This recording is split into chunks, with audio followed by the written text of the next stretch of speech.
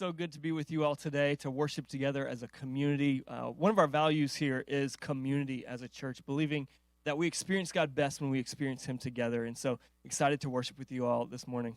Yeah, and if you are new here, my name is Sharon. This is Ike. We are two of the pastors here at Bright City Church, and we would love to connect with you. There's a couple easy ways that you can do that. First, you can fill out the card in your cup holder, and then after the service, bring it out to the lobby. I will be standing there. You can just give it to me.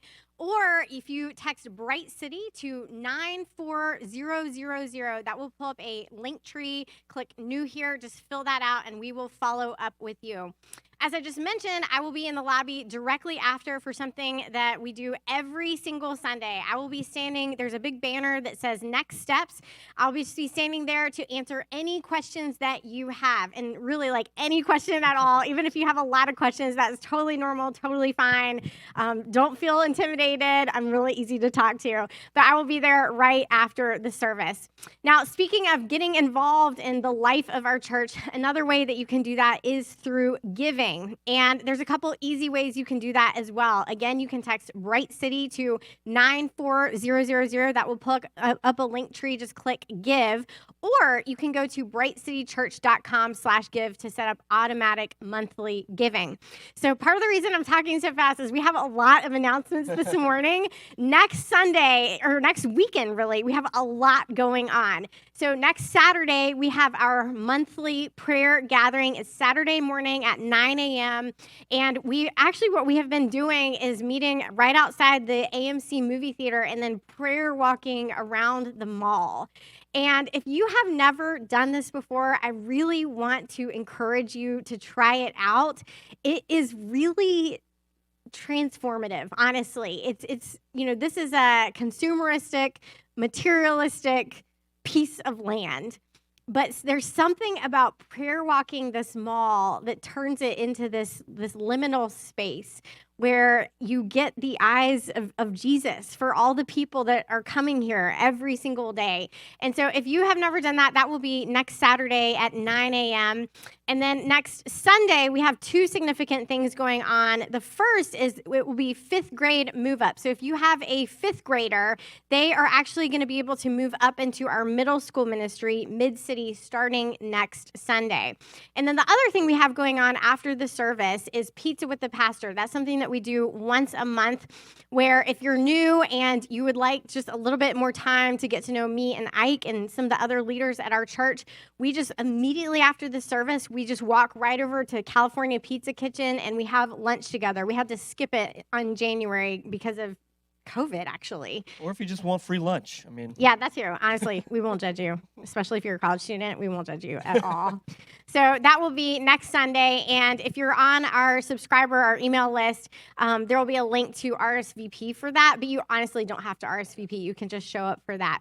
So one final thing, it is February, which is Black History Month. And even though Black History Month is not part of the Christian calendar, we as a church believe that this is a really great month to emphasize and focus on Paul's vision for the church in 1 Corinthians 12. So if you're not familiar with that passage, I would encourage you to look it up. It's such a foundational passage just for, honestly, me and Ike and our philosophy of church. But in 1 Corinthians 12, Paul, he paints this beautiful vision of the church, the body of Christ, being this body. Like he uses the human body as a metaphor and says, just as in a human body, there are many parts, and they rely on one another. They are interdependent. And if one part of the body is hurting, the whole body is hurting.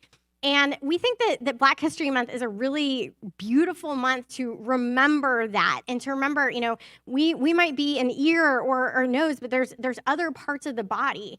And if we say, I don't need to, it would be as ridiculous as a nose saying, I don't need to know what the hand is doing. I don't need to know what the knee is doing. Or if the hand is hurting, for the nose to say, that doesn't affect me. I'm a nose. That wouldn't make any sense. As a person, that's not how a body functions, and neither should the church.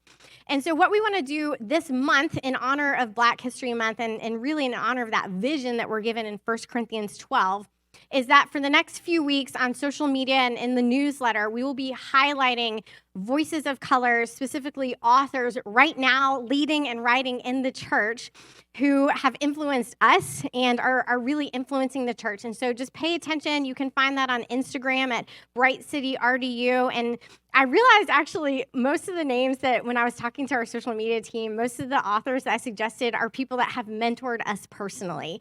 And so they are so powerful, anointed, amazing voices in the church right now. And really, I hope that you'll be reading them and following all year long. So just pay attention to that on social media. Awesome. Thank you, Sharon. That was a lot. Sorry. You did a great job.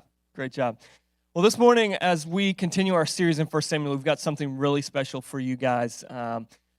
Last summer, I met Gil Shelsby, who is a student at Duke Divinity School. He had reached out to me to just wanted to talk a little bit about planting a church and leading in ministry. And so we got together for lunch or coffee or something and just sat down and just really connected, struck a chord together and enjoyed that conversation so much. And we as a church had not started a student ministry yet. And so that was something we were thinking about and praying through. And as I left that conversation, I kind of wondered, is Gil our guy? Is this our guy for leading student ministry at Bright City? And so I thought about that for a couple weeks. I went out of town, and on that Friday, I was on my way back, and I shot Gil a message just saying, hey, I don't know if you would be interested in this, but we would love to have you come and be our student pastor as your field ed for Duke. And lo and behold, I had not checked my email that week, but that Wednesday, he had sent me an email saying basically the same thing. And so it was just one of those things where God was putting something together, and it was just a matter of us paying attention. And so excited to have Gil come and share with us this morning. He's our student pastor. Gil, I want you to come on up. Can we give Gil a hand?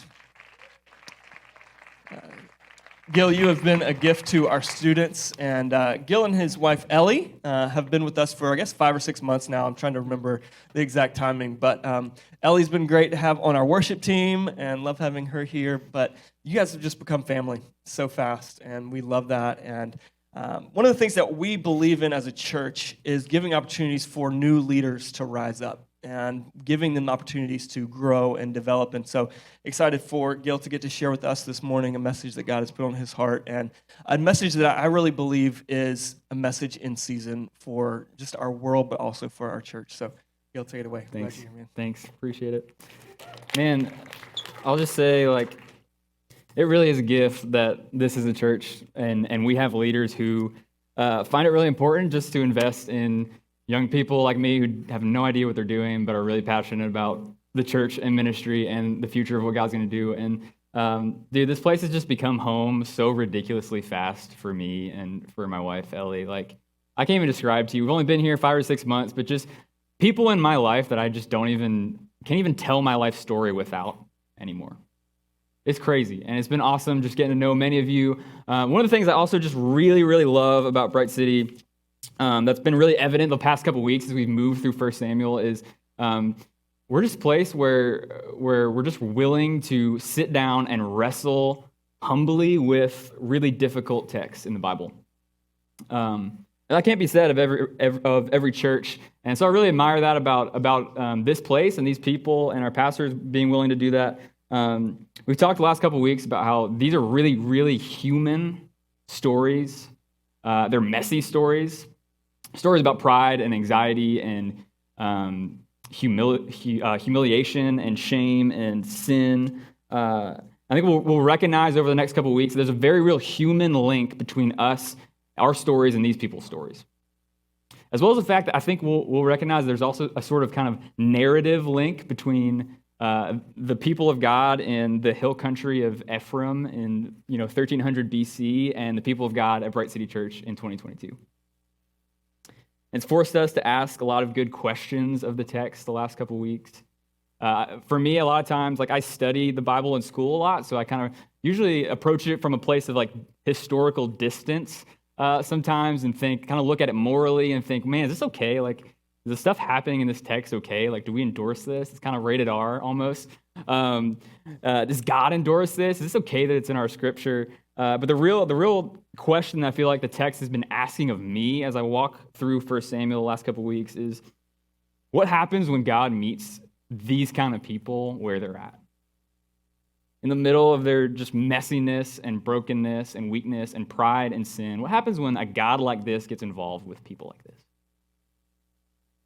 What happens to us when God gets involved in our stories and transforms them into something amazing for his purpose? And I can't think of a better example of that kind of story than this woman, Hannah, this mother, Hannah. We've entitled this series, The Rise of a Prophet, right? So talking about the prophet Samuel, this prophetic, prominent figure in Israel's story. I think in a lot of ways, the story of Israel in the Bible doesn't move on if it's not for Samuel and the words he speaks over the people of Israel and about their future and about where God's taking them. But we also know that there's no Samuel if we don't have this mother, Hannah. And so I'm going to jump right in. We're in 1 Samuel chapter 2 this week. If you want to read along on your phone or on the screen or whatever, I'm just going to read it. I'm going to read the whole thing. It's this beautiful song that Hannah sings.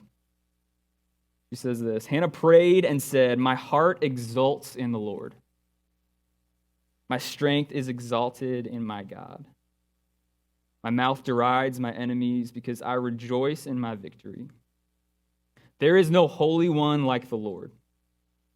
No one besides you. There is no rock like our God. Talk no more so very proudly. Let not arrogance come from your mouth, for the Lord is a God of knowledge, and by him actions are weighed. The bows of the mighty are broken. The feeble gird on strength. Those who are full have hired themselves out for bread, but those who are hungry are fat with spoil. The barren has borne 7, but she who has many children is forlorn.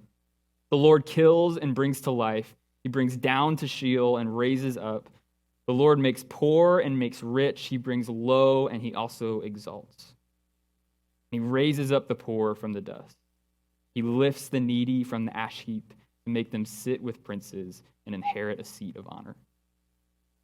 For the pillars of the earth are the Lord's, and on them he has set the world. He will guard the feet of his faithful ones, but the wicked shall be cut off in darkness, for not by might does one prevail. The Lord, his adversaries shall be shattered. The Most High will thunder in heaven. The Lord will judge the ends of the earth, and he will give strength to his king and exalt the power of his anointed. This is the word of the Lord. Thanks be to God. So what we have right away in 1 Samuel is this beautiful, joyous, rejoicing song from Hannah. Right away, we have these words. I call them 2 really Bible-y words that just turn up all the time in the Bible. These words, exalt and exult, to lift up or to jump and leap for joy. It's a beautiful, rejoiceful song from Hannah. But as I sit with chapter 2, I keep going back to the fact that I don't think we have chapter 2 without chapter 1. If you were here last week, or if you weren't, I encourage you to go back and listen to Ike's message from last week. We talked about Hannah's story.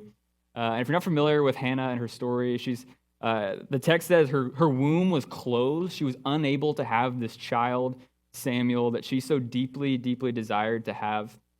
And it brought up all sorts of questions about her identity, her relationship with her husband, this feeling of inferiority. He had another wife who was giving him several children.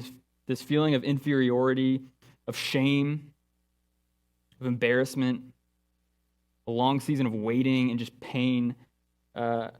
See, for Hannah, I think this song flows out of something really much, much deeper than what we get on the surface. She was barren in all of these areas of her life in a lot of ways. There's even the fact that I think, the text says Hannah goes up to the house of the Lord over and over again, year after year, and every time she goes, she's being provoked and humiliated by Elkanah's other wife, if we remember that. Every year she's going to the house of the Lord, she's being embarrassed and provoked. And I kind of thought, man, Hannah probably has some, religious trauma. Can you imagine year after year, just your experience coming to the house of the Lord is just one of shame, judgment, and embarrassment? You might be one of those people who just walking into church still is a big deal for you. You might cringe a little bit. You might have feelings of shame. I know I have spaces like that and have friends who have stories like that as well. Not to mention that barrenness in the Old Testament functions kind of symbolically as as a symbol of death in a lot of ways. This idea that you weren't able to carry out your the commission from Genesis 1 to extend God's family throughout the earth, that your future was sort of filled with nothingness. There was a death that came along with being barren, and yet God gives Hannah this child, Samuel. God takes a dead part of her story and resurrects it. The deepest yearning and desire of this mother has been inexplicably fulfilled. Her worth and her dignity, her relationship to her husband and her relationship with God, the way she worships is restored.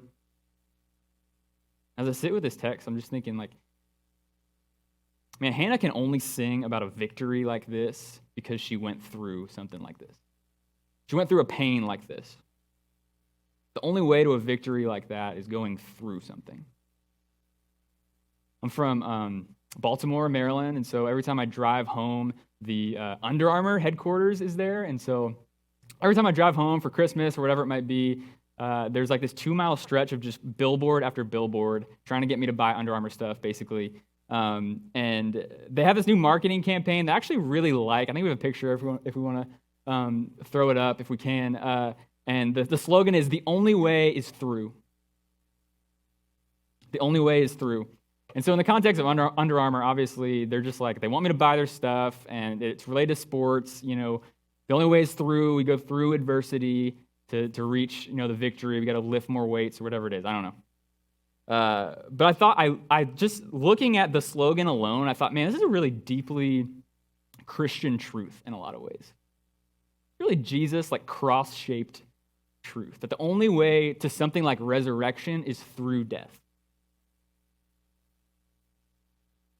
The only way to sing about victory is through some sort of pain. The only way that Hannah sings a song like this is coming out of a long period of waiting in communion and wrestling with God, and letting God work it up into something amazing. I think for us as Christians who want to read a text like this faithfully, a word like victory or power or resurrection can only make sense to us in terms of a story like Hannah's. A story of the lowly being lifted up, a shamed, embarrassed, patronized woman given an irreplaceable role in Israel's story. Listen to what she says. "Those who are full have hired themselves out for bread. Those who are hungry are filled.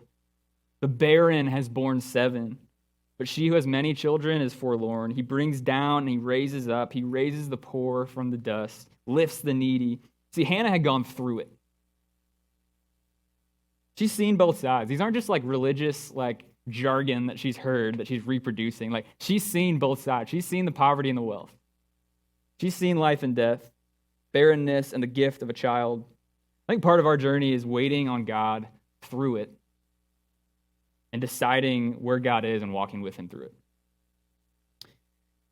Even the great theologian and North Carolina native rapper J. Cole once said, "If you want to appreciate the sun, you got to know what the rain is." I think that holds true in a lot of ways. I think Hannah has a lot to teach us about waiting faithfully with God. The reality is, waiting on God is something we just don't really want to do a lot of the time. It makes life with God long and profoundly difficult and excruciatingly slow. As I sat down with this text this week, I was like, man, if I could become someone this year in 2022, regardless of my career or my degree or my family or my money or whatever goals I have, if I could become someone this year who waits with God well, I will have become a little bit of the person he desires for me to be. And maybe become someone who can rejoice and sing the way Hannah does. What are you waiting for God to transform in you right now? And one of the things I love about Hannah is she's kind of symbolic and kind of embodies what Israel has always been about. The way her story kind of functions in the narrative, it's almost like Hannah is Israel, the way the text is written.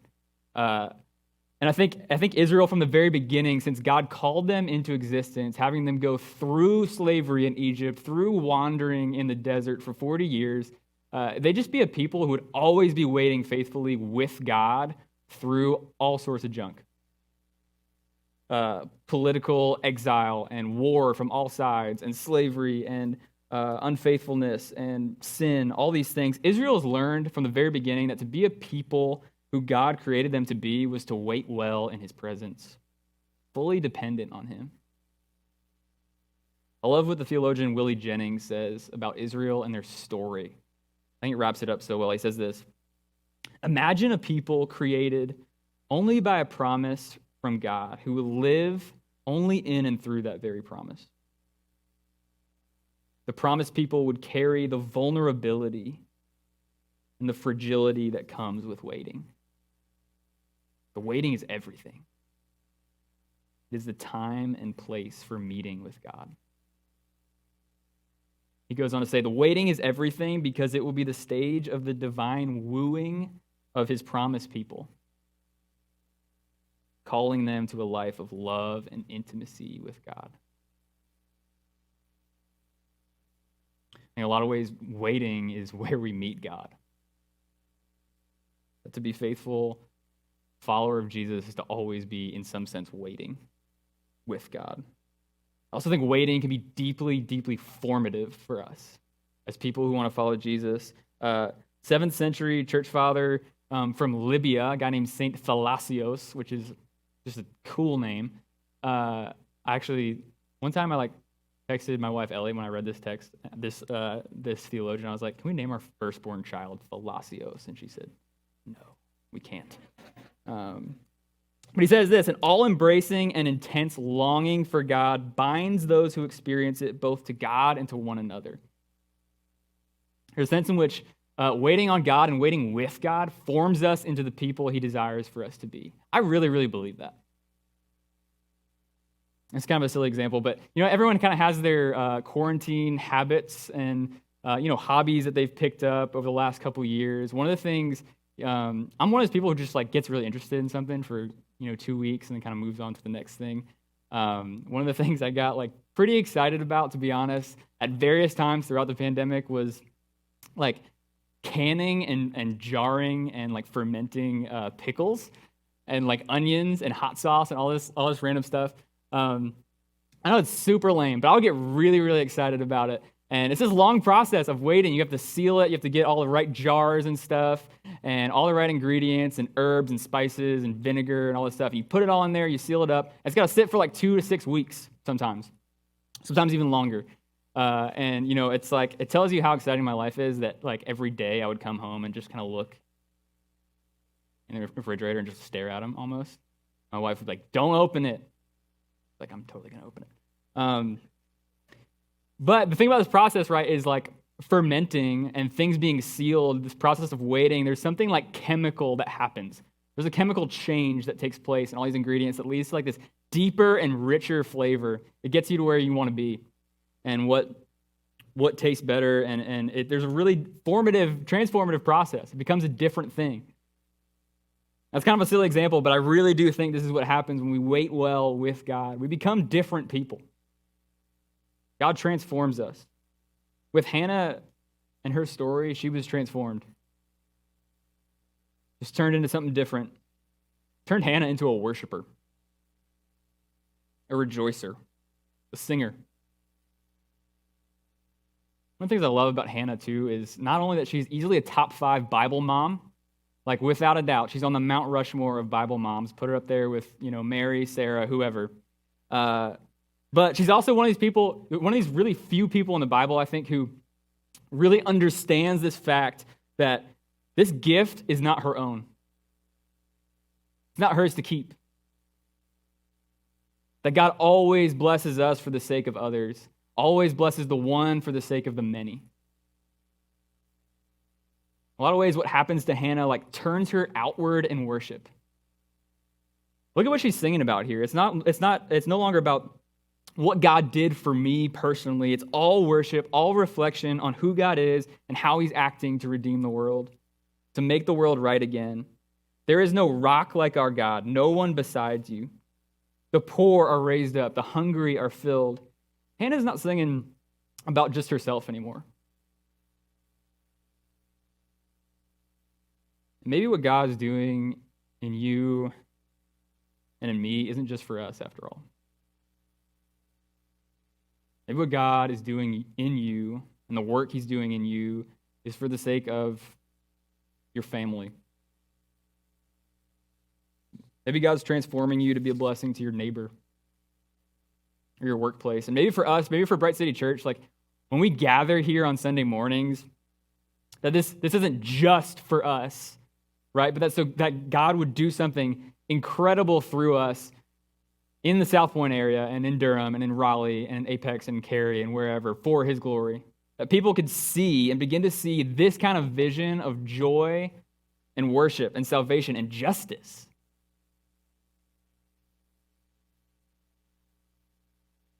So yeah, God meets us in our waiting, and I think that's beautiful. But we also want to recognize wholeheartedly that there is zero part of your story or your life that God can't resurrect and lift up. That shame can be resurrected and lifted up. And humiliation can be lifted up. God can do something with that. That super long seasons of doubt and questioning and wrestling with God can actually be lifted up and raised by him and used. Seasons where it felt like you were just bored or you wasted years of your life, God can take that time and use it and resurrect it and lift it up. I think we'll be shocked in retrospect looking back at what God can do with our stories. I always think I'm in control. I could kind of carve out my life according to who I want to be and what I want to do. And I'm just like, I look back in retrospect, I'm like, how the heck did I get in Durham, North Carolina, in this movie theater? Like, I think looking back in retrospect, a lot of times we can see God's hand at work in ways that we never could have saw before. God really, really desires to get involved with you and with us, transform our stories into something beautiful for his purpose. I recognize, too, that this is a passage that can kind of like hit different depending on where you're standing, how you're feeling this morning. Maybe like Hannah, you're just in a singing mood. Maybe you're kind of longing for the day when you can sing like this again and rejoice like this again. I just want to say before I close that your place, no matter where you're at, is described by this text, described by our Bible, and described by God as a place where God wants to meet you and work with you and transform you. Maybe do some hard work in your life. So maybe you're just eagerly waiting on God to resurrect some part of your life. Maybe you just need to let God slow you down a little bit so you can experience his goodness. Maybe there's something you really, really desire, a goal that you have, or a part of you that you just know needs to be changed, that you need to let God work on. Maybe you just have a really deep hunger for God to restore something really hard in your life. Maybe you just need to do like Hannah does when she takes her deepest hunger and desire and unites it with prayer. I think that's awesome. I think that's beautiful. I'm going to learn a lot from that. Maybe you just need to find a space here at Bright City, and I know this to be a place where this can definitely happen. Maybe you need to find a space here where you can share your story with someone else and have others carry your burden. Let others carry your burden. Maybe you just need to sing more. Maybe you just need to sing more and rejoice more. Maybe if you're like me, you just need to celebrate better. You need to celebrate God better. I need to celebrate things he does in my life better. I need to celebrate other people in my life a whole lot better. We have a lot to learn from Hannah in that regard. And maybe right now, as we go into worship here in a second, you need to take just a new posture of worship. Like physically, maybe you need to take a new posture of leaning into what God is doing. Maybe you need to raise a hand, take a knee, whatever it is. Posture yourself from a place of victory and rejoicing in who God is. Maybe you just need to sing louder. One of the things I love at the very end of this passage is Hannah says that God guards the feet of his faithful ones. The Message translation says he protectively cares for his faithful friends step by step. For God to guard our feet, a lot of times, like in the Old Testament, it's this idea of like guarding our path or our way or our journey. That God holds us and knows our future. So what I want to do as we jump into singing, I'm just going to take a moment and pray for us as we just name the things to God that we're waiting on for him to resurrect. Let's just pray. Let's do it. God, we love you. And we give you thanks that you're the kind of God that the pillars of the earth are put in place by you. God, that the old song that you have the whole world in your hands, you totally do. God, I just want to pray for anyone in this room who's waiting. God, that they would know that waiting is ultimately a place where you meet us. God, and for those of us who are deeply and painfully desiring for you to work in our lives, we recognize that we're able to, just like Hannah and just like so many people in our Bibles, God, that we might borrow a little bit of the joy of tomorrow for today. God, that you hold our future and you're carrying us where you want us to go. God, I pray that we could find comfort in that. And God, right now, as we move into worship, God, would you direct our hearts to exalt and rejoice in who you are? Because you are so, so, so worthy of our praise. We lift all these things up to you and pray this in your name. Amen.